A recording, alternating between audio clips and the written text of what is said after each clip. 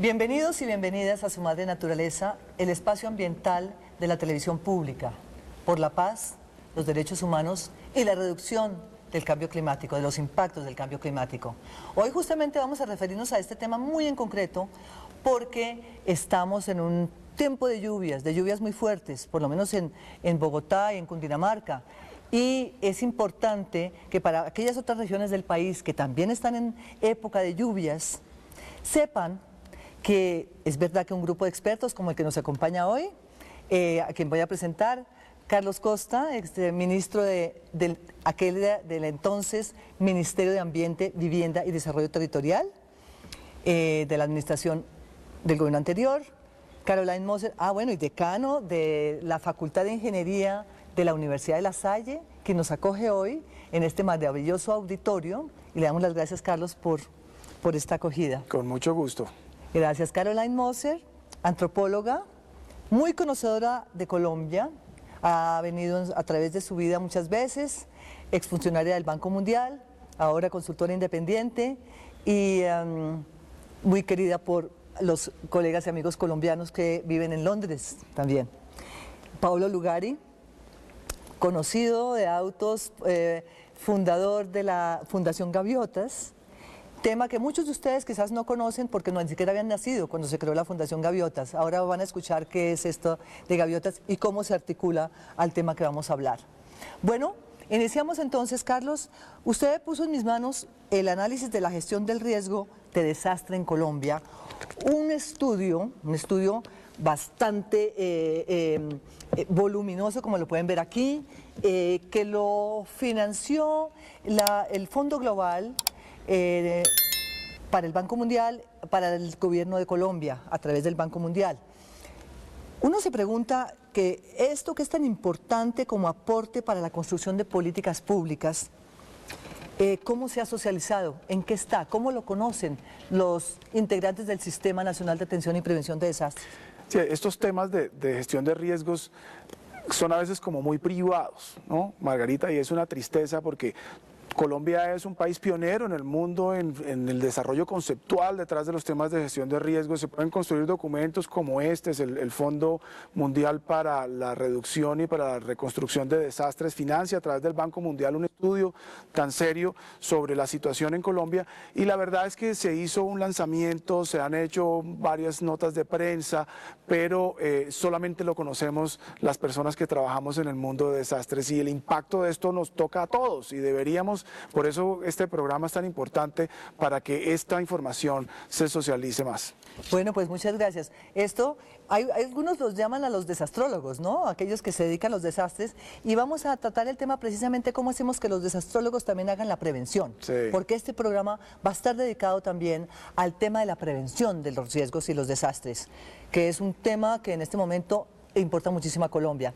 Caroline, estuviste trabajando en Cartagena. Sí. Y es interesante saber cómo, desde qué perspectiva, como inglesa que conoce Colombia, estuviste en Cartagena frente a la prevención del riesgo. Bueno, el asunto interesante es que nosotros no hablamos de riesgo. Nosotros primero no estamos hablando de desastres, los grandes desastres. Estamos mucho más interesantes en lo que pasó con los cambios muy pequeños de un día a otro, cuando hay más lluvia, hay más calor, hay más vientos. Entonces eso es algo que hemos hecho estudios en como 5 ciudades en el mundo, inclusive Cartagena. Eso es de la percepción de la gente mismo. Primero no hablamos de cambio de clima. Eso es una construcción de los académicos, de la gente de la política. Nosotros hablamos de tiempo severo. Severo. Severo, sí. ¿En qué manera se afecta el tiempo severo a ustedes? Entonces estamos más con un enfoque completamente distinto, no completamente distinto, pero más... Una aproximación más humana, más... Sí, esto, pero también no en los asuntos muy grandes de desastres que están en los periódicos, en la televisión. Pero lo que pasó en las comunidades pobres, por día año por año con estos cambios de clima en el cotidiano que tenemos en el mundo. Esto es el enfoque. Aquí ya nos está poniendo un tema, es que estamos hablando de cambio climático y Caroline Moser nos está diciendo, no hablemos de esto, hablemos de cambios severos. Pero también depende de con quién se está conversando el tema, ¿no? Sí, obviamente. Bueno, yo soy con el barrio popular, ¿no? Exactamente, entonces hablarles a ellos de eso tan complejo de pronto no lo entienden. Bueno, porque como estamos, justamente nos escuchan muchos televidentes que son jóvenes, que están aprendiendo de estos temas del cambio climático y de la incertidumbre que nos presenta hoy en día, el día a día. Vamos entonces, Paolo, usted que también es un conocedor de la Orinoquia, a través de la Fundación Gaviotas, allí, ¿cómo es esta percepción de lo que estamos llamando cambio climático y el tema de los riesgos? Bueno, nosotros en Gaviotas, que hemos pasado de la utopía a la topía, es decir, de algo que no existía a algo que realmente es. Pero cuando llegamos a la utopía, es decir, a los términos ordinarios, nuevamente nos adentramos en la utopía, que es lo que realmente nos gusta, a pesar de tener un balance de realizaciones muy concretas. Dentro de ese contexto, para nosotros un texto sin contexto es un pretexto, por eso fue muy importante el marco de trabajo que tú pusiste en esta sesión. Los fenómenos, mejor dicho, nos produce mucho más orgullo prevenir un desastre a donde sea posible que remediarlo en un momento dado. Aunque ambas cosas están muy unidas, pero es lo mismo. Nosotros tenemos un bosque de 8.000 hectáreas de pino tropical caribe biodiverso, debajo de él nació la selva. Y allá hay un aviso que dice en el bosque, produce mucho más orgullo prevenir un incendio que atacarlo. Que apagarlo, sí. Que apagarlo. Entonces, dentro de ese contexto, le estamos mostrando a la Orinoquia como conjunto, colombo-venezolana, de que es posible hacer asentamientos humanos sustentables en lo económico, en lo social y en lo ambiental al mismo tiempo. Y cuando tú logras ese trípode unido a la sustentabilidad, es decir, que hace complejidad siendo sustentable, haces que los riesgos realmente, prácticamente no existan.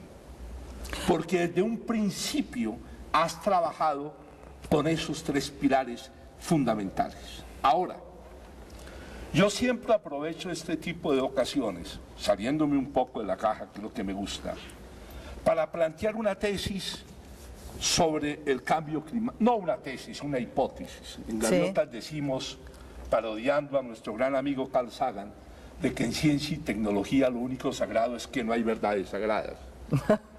Y cuando a uno le preguntan que defina Gaviotas, yo siempre digo que es la búsqueda permanente, pero de verdades temporales. Bueno, para muchos de ustedes que nos están escuchando y que no conocen a la Fundación Gaviotas, pueden ir al portal y allí se pueden enterar de su historia de casi 40 años, de saber los logros que han tenido todo este gran equipo a la cabeza de Pablo Lugari. Entonces hoy no nos vamos a detener sobre la historia de Gaviotas. La página web es www.centrolasgaviotas.org. Centro Las Gaviotas. Muy bien. Gigantesco. Entonces, esto nos lleva, Carlos, a mirar ahora, hoy en día, en el 2013, ¿qué está pasando en relación con la gestión de riesgo de desastres en Colombia? Porque ustedes hacen aquí unas recomendaciones al gobierno y a los territorios, muy importantes, pero ¿qué tanto saben ellos de lo que tienen que hacer en las distintas bioregiones del país? Sí. A mí me parece que la percepción que hay en Colombia del tema de riesgos es que esto es responsabilidad del gobierno nacional.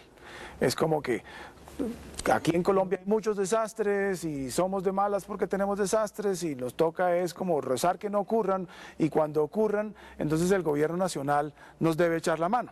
Y poca conciencia hay sobre la responsabilidad que tienen, por ejemplo, los entes territoriales, las ciudades, los municipios, los alcaldes, las gobernaciones, y mucho menos la conciencia sobre la responsabilidad que yo como ciudadano tengo de manejar mi riesgo.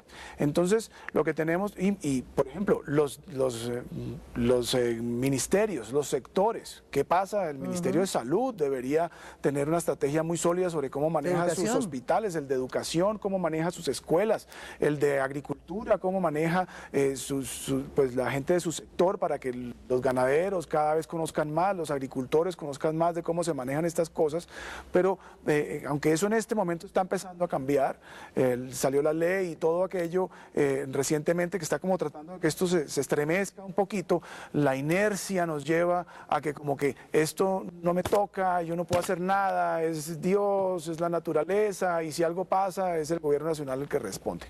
Bueno, ¿eso qué quiere decir? Que la responsabilidad para la prevención del riesgo es compartida.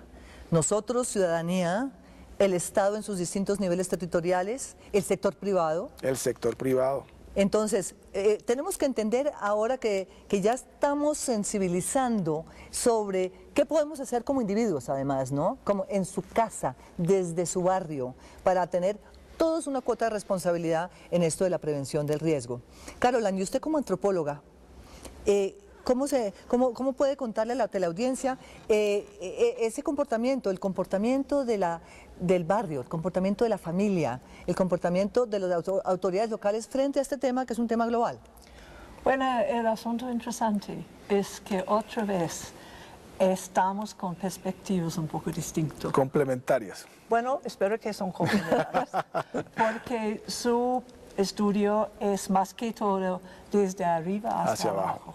Ajá. Como antropóloga urbana, yo siempre hago mi trabajo desde abajo hasta arriba.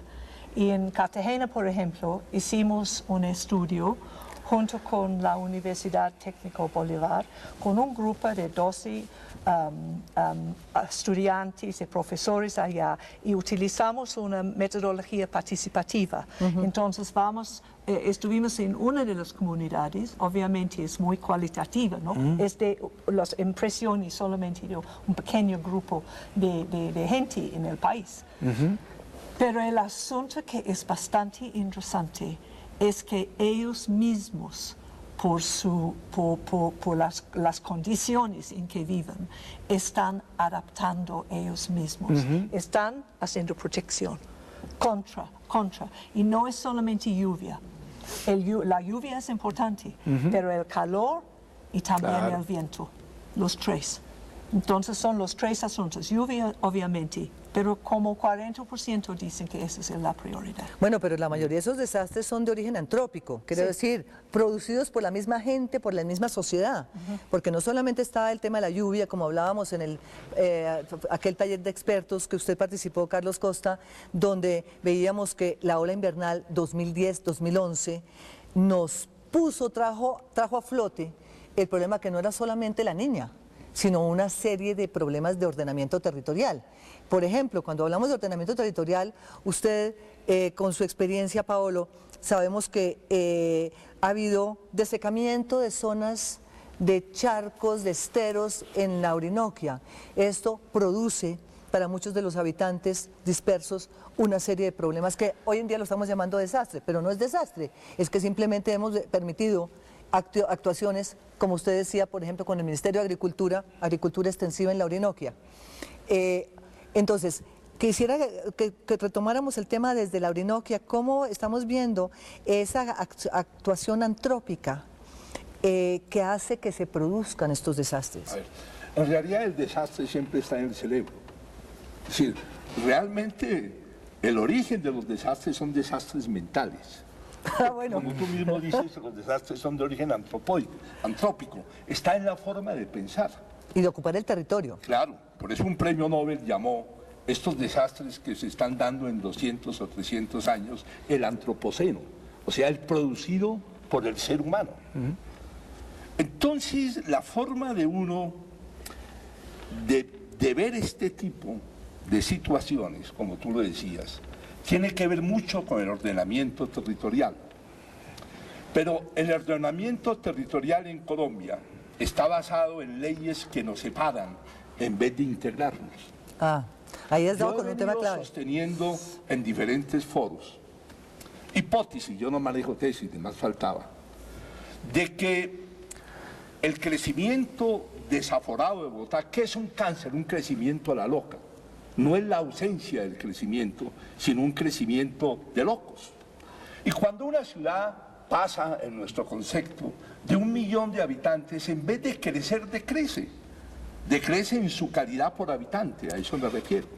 Totalmente y proponía de acuerdo. en esos foros, dentro del esquema de pensamiento de Gaviotas, con derecho a contradecirme, obviamente, de que Bogotá tendría que planearse como una ciudad de 2 pisos, una ciudad fría, con menos oxígeno, que es el caso de la sabana de Bogotá, y una ciudad caliente, que son todas las mesetas de Apiá y de Pompeya que están después de Villavicencio. Y esa ciudad binaria, dual, mixta o como se le quiera llamar, hace que la solución de Bogotá no esté dentro de Bogotá, porque el desastre invernal en Bogotá fue muy crítico, sino que la solución de Bogotá está fuera de Bogotá. Máximo que ahora, en año y medio, tenemos una vía, una autopista realmente, de 87 kilómetros, no sé con cuántas decenas de túneles, que va a permitir que Bogotá esté a menos de 1 hora de Villavicencio. Inclusive ahora que se está hablando del aeropuerto de Bogotá, para mí, y hoy El Siglo lo recoge en una magnífica editorial, ese aeropuerto debiera estar ubicado en los llanos, cerca de Villavicencio, por los lados de Apiay, porque un aeropuerto dentro de las ciudades ya está pasando de moda. Hoy día los aeropuertos no pueden estar restringidos al límite urbano. Y lo digo porque Bueno, me eso interesa es, crear no, es muy importante. pensamientos y debates sobre esto, ¿no? Muy bien, este tema precisamente del concepto que está planteando Pablo Lugares sobre lo urbano y regional, por supuesto que tiene que ver con toda esta dimensión de la gestión del riesgo, porque obviamente Bogotá no puede trabajar sola sin Cundinamarca y sin las corporaciones regionales, con la Orinoquia, etcétera. Antes de ir a una pausa, vamos a hablar también de cómo y qué sistemas de información existen para que las ciudades entiendan qué es lo que tienen en sus saberes como vulnerabilidades para poder acometer aquello que estamos llamando gestión del riesgo. Ya volvemos con Su Madre Naturaleza y seguimos con este interesante panel.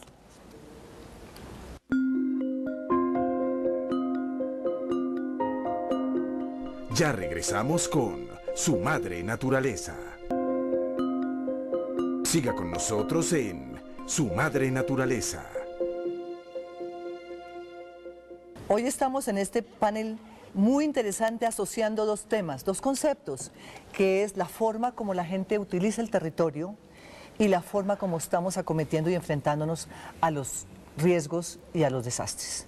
Entonces, la pregunta a Carlos Costa es, y usted ha participado además en varios estudios, comentábamos que Planeación Nacional tiene en este momento un estudio sobre ciudades sostenibles, que creo financia el Banco Interamericano de Desarrollo, y otro sobre el sistema de ciudades que financia el Banco Mundial, ambos en Planeación Nacional. También está este estudio.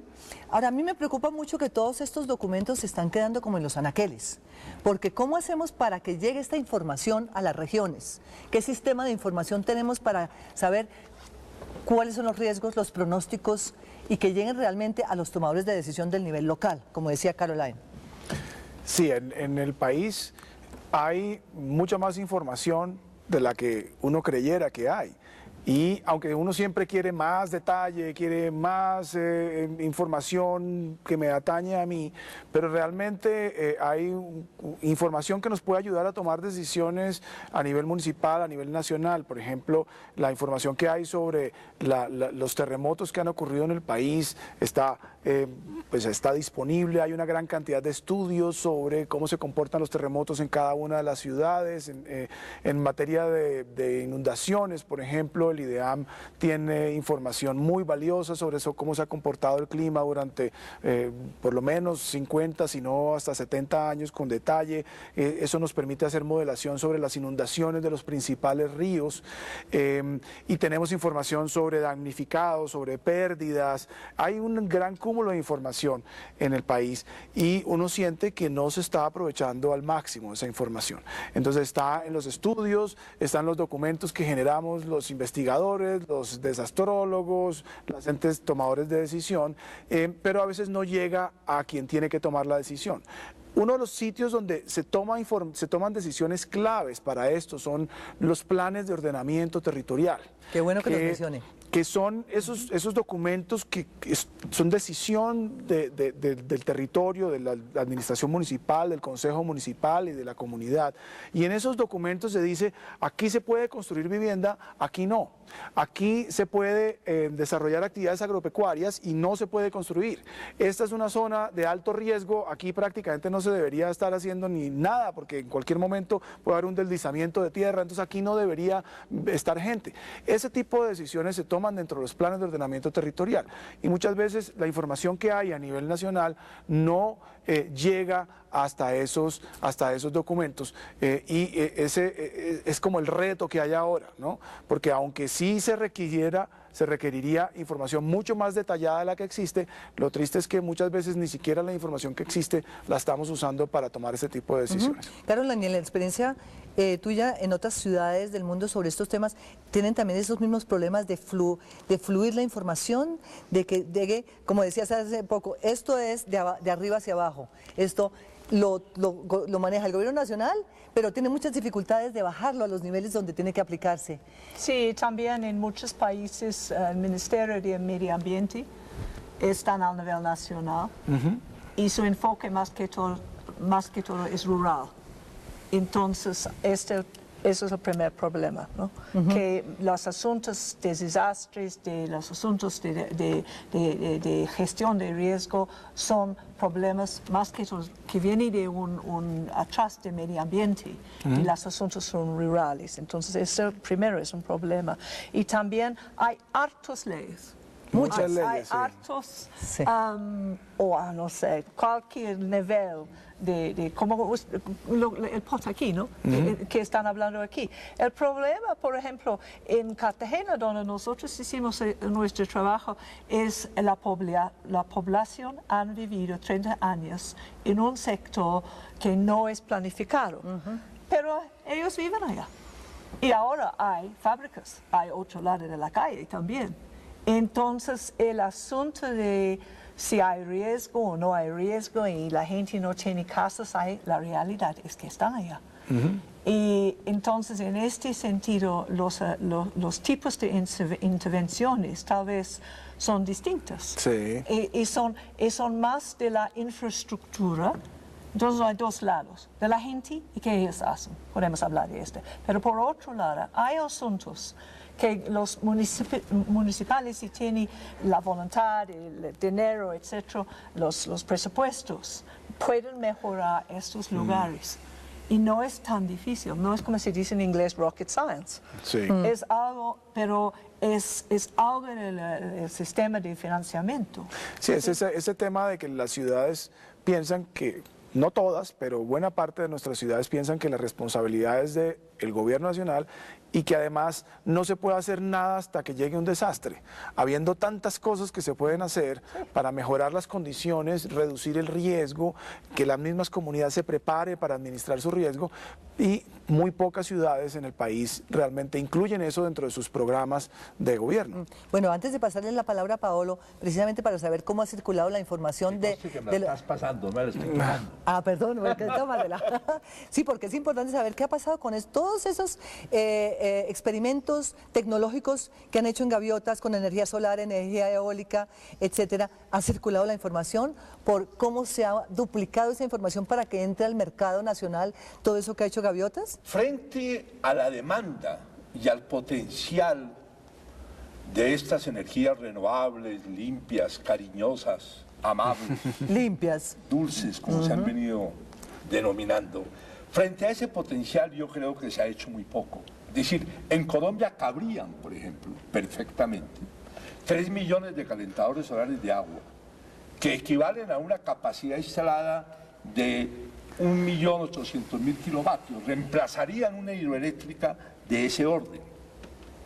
Pero hasta ahora solamente hemos podido instalar, fabricar y todo hecho en gaviotas, unas 35.000 unidades.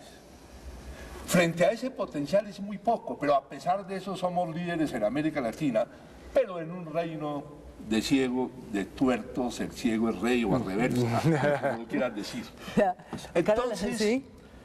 y además en molinos de viento, en arietes para elevación de agua, en arquitectura bioclimática, pero para mí, resaltando, sin separar, lo más importante de Gaviotas en este aspecto es la energía solar bioquímica, que es el bosque que hemos plantado de 8.000 hectáreas en forma biodiversa. Captores de CO2. Caroline, usted, en esa experiencia que tienes en varias ciudades del mundo, justamente, piensa uno, ¿será problema solo de Colombia o es problema también de otros países donde estos experimentos deberían ser muchísimo más reproducidos? ¿Por qué todo este tema de las energías no ha tenido la respuesta que requeriría, digamos, la demanda? Nuestra experiencia atrás de como 4 estudios en lugares distintos son bien parecidos. En este sentido, me parece que hay más conocimiento aquí, hay más conciencia aquí que en por ejemplo, en Kenia, en África.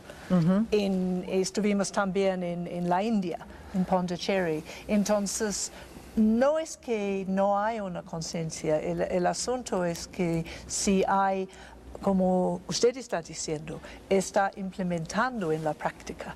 Eso es el asunto que es tan difícil, ¿no?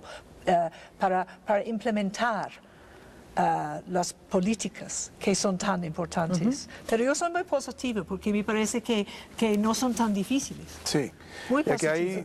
hay, Margarita, un tema, y Caroline que lo menciona, el trabajo con la comunidad, y es que por alguna razón la presencia del Estado, que viene supuestamente a resolvernos nuestros problemas cotidianos, inhibe el desarrollo de las mismas prácticas y los conocimientos locales y de otras alternativas de hacer las cosas, y por ejemplo los temas de energías limpias, de energía solar, de uso eficiente de energía, es algo que la comunidad de manera autónoma muchas veces lo hacía antes de que hubieran tantas facilidades y tantos servicios.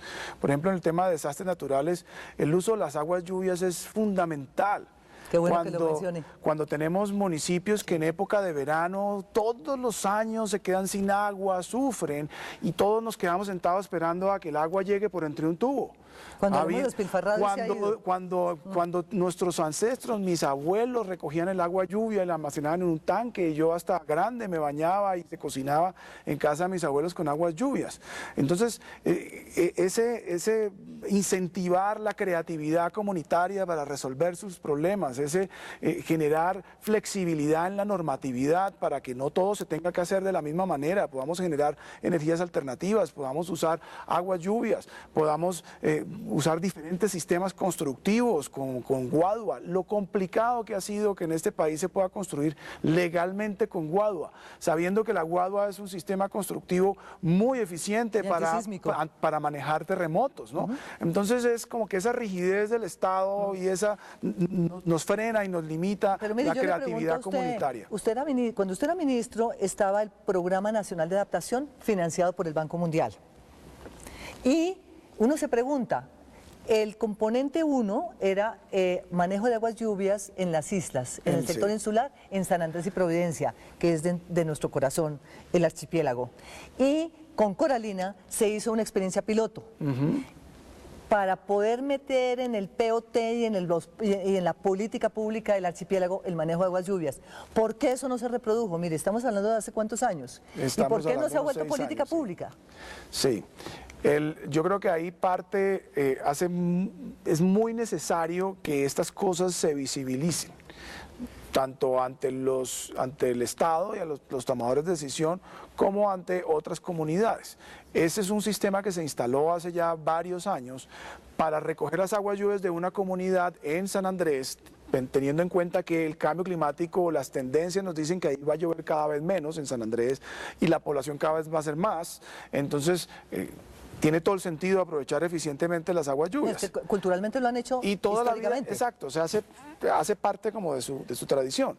Y está funcionando. y es comunitario, y además eso les baja la cuenta a la luz, del agua, perdón, porque ya no tienen que tomar agua del tubo, que en San Andrés el tema del acueducto es complicado, es costosa el agua, porque allá hay que desalinizar en algunos casos. Entonces, todo tiene sentido para que eso se autorreplicara, pero algo pasa, ¿no? Sí, pero veamos una cosa también respecto al tema de manejo de aguas lluvias en la dimensión de género, porque además Caroline es experta en temas de género y a mí sí me parece muy importante que en un país tan machista como este, y hay que decirlo de verdad, porque es que nos la sufrimos. Y muchas Tampoco mujeres que se me están queje, escuchando, Margarita. no le quiero decir, no me quejo, pero estoy hablando, y creo yo, en nombre de una cantidad de niñas, de jóvenes, de mujeres que en general, de personas de edad, adultas mayores, que han sufrido el machismo en Colombia. Sobre eso quiero hacerte un paréntesis. Para mí la mayor invención de la humanidad ha sido la agricultura. Gracias a los excedentes agrícolas empezaron a crecer las ciudades. Y la invención de la agricultura la hicieron las mujeres mientras los hombres se iban a casar con Z. Ajá. Luego, la mayor invención ha sido hecha por mujeres. Bueno, históricamente me encanta que esa lo diga, figura tiene Pablo. su Entonces, análisis. ya que le damos la importancia que corresponde en los temas de género al papel de la mujer en la ocupación del territorio y en la gestión de riesgos, vamos a ir a una pausa y comenzamos con Caroline para que veamos esto desde esa dimensión. Ya volvemos con Su Madre Naturaleza. Ay, por favor, no se olviden de escribirnos a sumadrenaturaleza@canalcapital.gov.co. Ya volvemos con ustedes.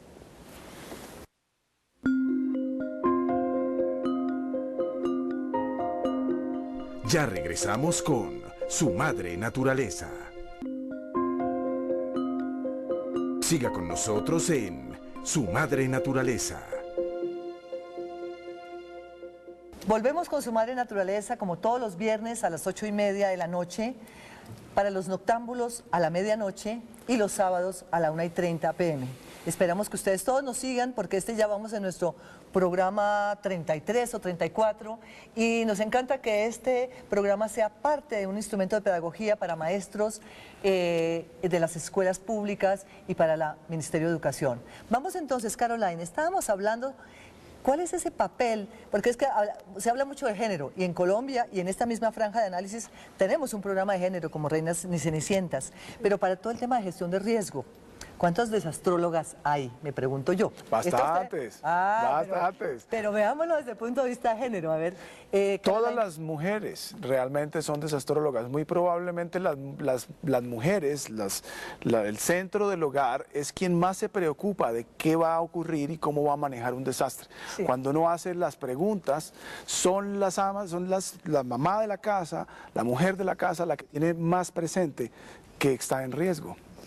El asunto interesante es que a nivel académico no hay tanto hecho sobre el papel de la mujer o género, digamos, en cambio de clima. Pero como usted está diciendo, a nivel de los barrios, las mujeres son absolutamente esenciales. Primero, hay muchas casas, nosotros en Cartagena, muchas casas donde mujeres mismas son jefes de casas.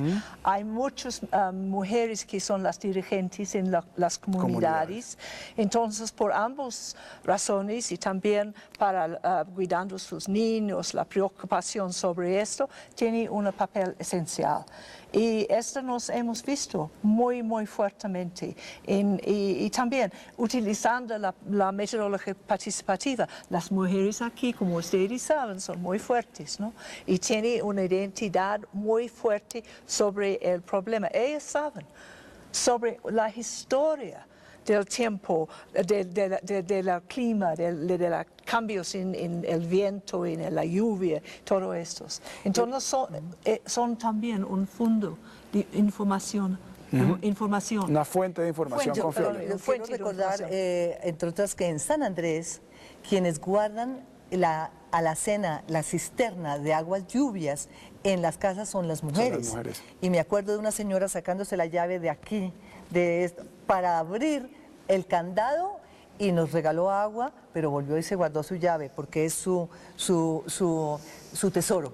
Bueno, esto es un mensaje muy importante porque también es un homenaje a todas las mujeres que tienen ese carácter de prevención, la prevención que va con la intuición, que va con la sobrevivencia de la especie. Usted... de la familia, porque esto es un tema familiar. Y también de la comunidad. Si yo logro incluir esto como una de las prioridades de mi familia y de mi comunidad, resolvimos el problema. Pero Realmente. también nosotros hemos identificado que los microempresas, los taxistas, ellos mismos en sus colectivos están preocupados en esto. Entonces, hablando de las familias es importante, pero como tanta gente trabajando en el sector informal, digamos, el perspectiva de las microempresas, de las tiendas, de todos los asuntos de transporte informales, ellas tienen preocupaciones muy grandes acerca de la lluvia, de todo esto, ¿no? Bajan ellas pueden ganar menos, entonces es una preocupación muy, muy grave para ellos también. Bueno, estamos hablando del tema de la prevención. Paolo, y ustedes dentro de todo ese proceso de trabajo con gaviotas, allí ¿cómo asumen ese concepto? Todo esto lo pregunto porque antes de cerrar el programa vamos a ir sobre un concepto que es un concepto que suena un poco complicado, que es ciudades resilientes. Esa palabra resilientes, que es cómo aguantan las ciudades los embates de todos estos desastres y qué capacidad tenemos de esa resiliencia, de ese aguante. Vamos con la Orinoquia y seguimos para poder redondear este concepto. A ver, yo siempre he creído que el desierto más peligroso no es el desierto de fertilidad ni el desierto de agua, sino el desierto de imaginación. Es decir, la capacidad instalada mental del hombre es la que define cuando está ubicado en un sitio qué es un recurso y qué deja de ser un recurso. Por ejemplo, cuando nosotros llegamos a Gaviotas, hace muchísimo tiempo, por cierto, con la participación de Sven Ceterius, que fue rector de la Universidad de La Salle, y del hermano Daniel, entrábamos en discusiones sobre cuál era lo apropiado en términos de prevención, cómo aprovechar estos suelos de manera sustentable. Y entonces decíamos que eran suelos pobres para cerebros pobres. Entonces, quien finalmente define qué es un recurso, no es el recurso mismo, sino el ser humano que está cerca al recurso y le dice, usted, con base en mi imaginación, es un recurso. Lo mismo que sucedió con el petróleo.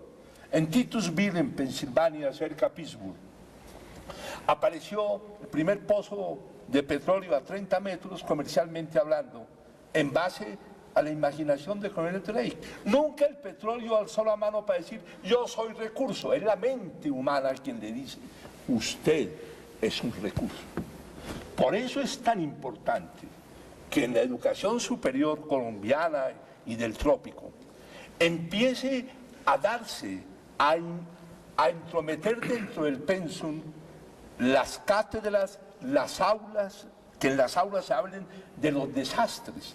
Porque hoy día en el mundo, lo imprevisto en todos los campos, no solamente en la parte misma de los problemas físicos, es más lo que sucede de manera imprevista que lo que sucede de manera prevista. Y a uno lo están educando es para manejar lo previsto. Pero ya que por eso, y en eso es que se mantienen las burocracias, porque manejar lo imprevisto requiere estrés mental, requiere complejidad, requiere hacer conexiones, requiere salirse de la caja.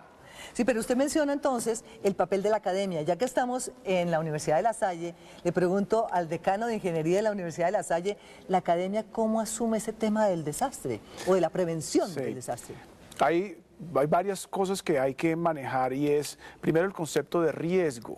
Y hay que meter el concepto de riesgo en todas las ingenierías. Y el riesgo es algo a lo que uno tiene que conocer, saber cómo enfrentar y aceptar que uno no puede vivir con riesgo cero, pero conocer el riesgo que tiene, de manera que uno pueda tomar medidas que con menor esfuerzo le reduzcan su riesgo. Entonces, el concepto de riesgo que durante mucho tiempo se dejó solo para las economías, para finanzas, el riesgo financiero, tiene uno que empezar a diseminarlo en todas las ingenierías. El segundo tema que estamos ahora moviendo mucho en la universidad es el tema de cómo formar ingenieros innovadores, ingenieros que resuelvan problemas para los cuales no fueron entrenados. Entonces, toca revisar, por ejemplo, el rol de los laboratorios, el rol de los sitios donde se hacen prácticas. Durante mucho tiempo a los ingenieros se los enseñó en la práctica. Después vino la época del conocimiento y la ciencia, y los ingenieros ahora hoy en día son muy científicos, son muy de aula, muy de lo que se les enseña, de la teoría, y el rol del espacio de prácticas en los laboratorios ha ido perdiéndose. Ahora aquí estamos en la universidad tratando de volcar eso y que se les presenten problemas en los laboratorios para que ellos los resuelvan y no para que sigan instrucciones en un laboratorio y generar esa chispa colombiana. Sí, pasar de los ingenieros a los ingeniosos. A los ingeniosos, exactamente. De los creativos, innovadores. Entonces, eso es porque el tema de los desastres naturales todos los días está evolucionando. Hasta hace muy poco estábamos convencidos de que la principal amenaza que teníamos en el país eran los terremotos y tenemos códigos de construcciones antisismo resistentes, tenemos normas muy específicas sobre cómo manejar el territorio en las ciudades, tenemos microzonificación sísmica de muchas ciudades y nos llega la ola invernal 2010-2011 y nos demuestra que realmente somos mucho más frágiles ante una inundación severa que ante un terremoto. Pero puedo interrumpir y Por decir favor, Karen. que para mí el técnico es esencial, pero por otro lado la social, los asuntos sociales. Para mí, por ejemplo, el nivel de tejido social es esencial dentro de comunidades para responder. Yo estuve 5 años profesora encargada de un centro de investigación urbano. Nuestro punto de entrada es desde abajo hasta arriba para entender mejor cómo están adaptando, se dice esta palabra. ¿Cómo se están adaptando?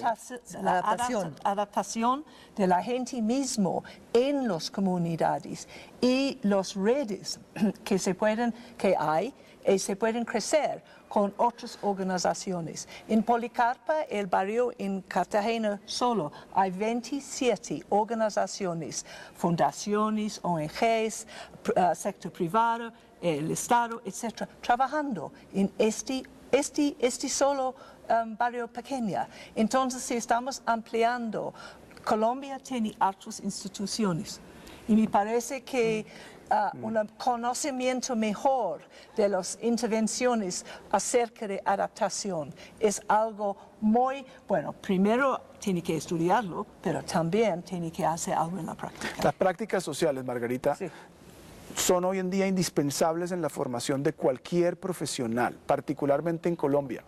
Los estudiantes que están estudiando cualquier carrera, y de hecho en la Universidad de La Salle todas las carreras tienen varios espacios académicos, varias materias que tienen práctica social, porque en la teoría es muy fácil, pero eso se aprende es haciendo, llevando a los muchachos a campo, poniéndolos a resolver problemas de comunidades específicas. Como dicen en inglés, learning by doing. Hay cosas que no se pueden enseñar en el aula y una de las cosas que hace muy especial a nuestros ingenieros es que ellos tienen la capacidad de ir a trabajar con una comunidad porque lo aprendieron.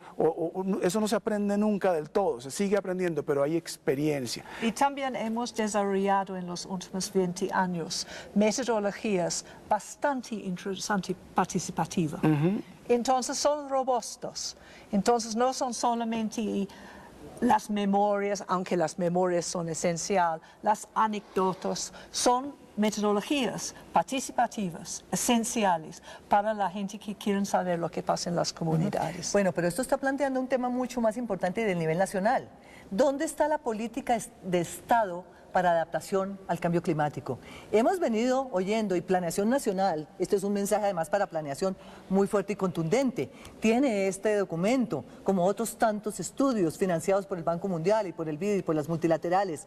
¿Por qué no se socializan más y cómo lo hacemos con todas estas experiencias que estamos planteando desde las regiones, desde la Fundación Gaviotas, desde las ciudades, como está comentando, y desde las comunidades y desde la academia, para que sean insumos, para hacer realmente una política de Estado sobre adaptación? Este programa precisamente nos está mostrando que hay un hueco roto en alguna parte en la comunicación. ¿Por qué no circula y por qué no fluye la comunicación, Carlos?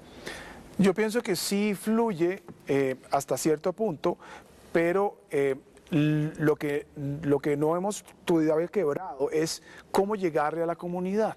Entonces, la información está en textos muy científicos, el conocimiento está en sistemas de información, está en páginas web, pero para que la información realmente la pueda usar la comunidad, hay que presentarla como ellos la pueden manejar, lo que decía Carolina ahora. No, ¿para qué hablamos de cambio climático a una comunidad que dirá, a mí me interesa es yo qué voy a comer mañana y si mi niño va a ir con un desayuno al colegio?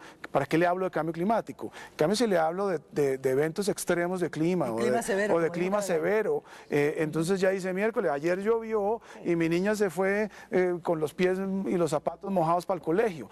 ¿Cómo le hablamos a la comunidad de lo que nosotros le queremos hablar, pero en términos que ellos lo entiendan?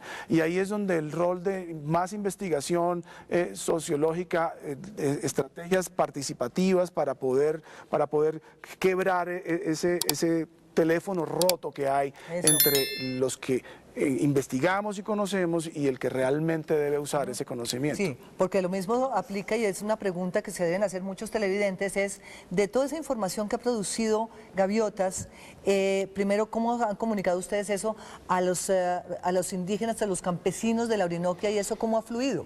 ¿Cómo ha salido de allá para acá? En Gaviotas siempre hemos sostenido que la única manera de decirlo es hacerlo.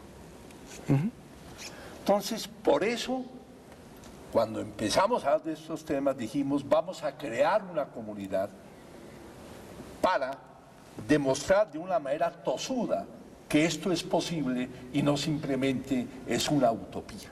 Ahora, el mundo, y sobre todo el mundo tropical, tiene toda clase de diversidades, afortunadamente.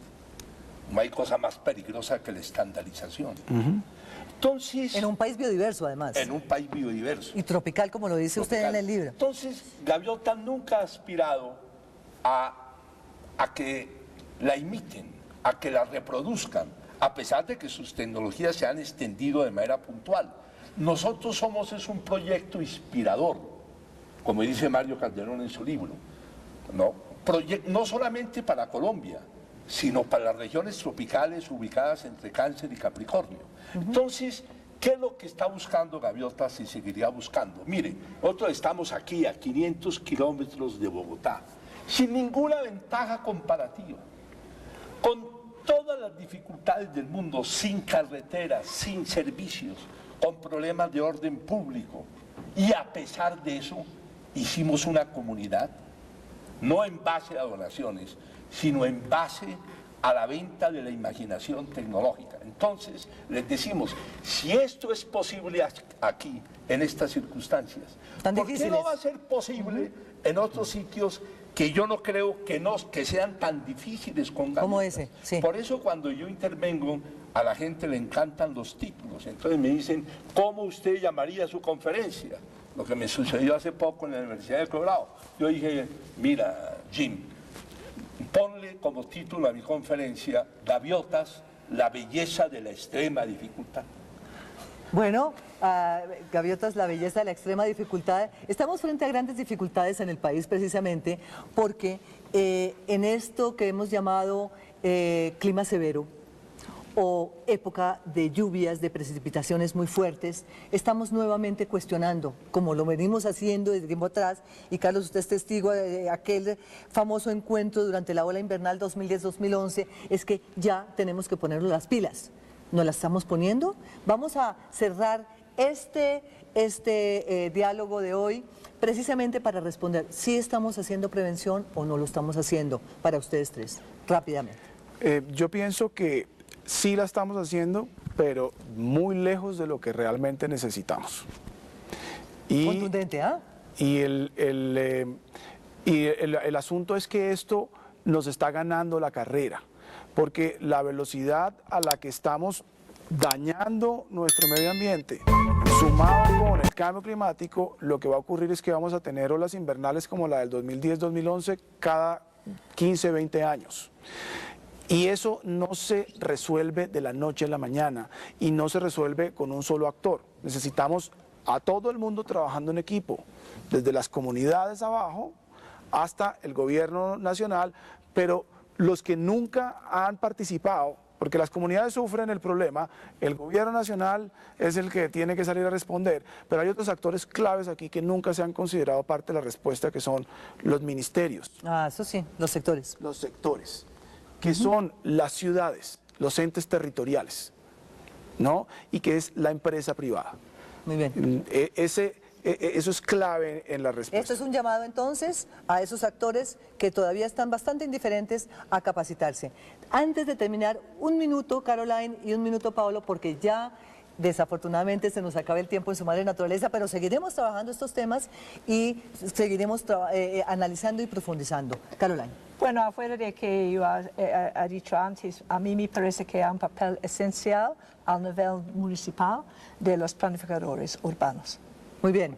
Eso, para todos los planificadores del país y que nos están escuchando, es importantísimo que el tema de la gestión de riesgo sea incluida en todos los procesos de planificación. Paolo, Lo que yo he venido viendo en este tipo de experiencias es que la gente no actúa cuando comprende, sino cuando siente. Todos comprendemos casi de manera unánime que este es un gran problema, pero como no lo sentimos a diario, no actuamos. Entonces, esa comprensión, ese conocimiento tiene que volverse un sentimiento para que realmente la gente actúe. bueno, es una actuación de todos y de todas. Les agradecemos mucho su atención y nos veremos próximamente en Su Madre Naturaleza. Hasta pronto.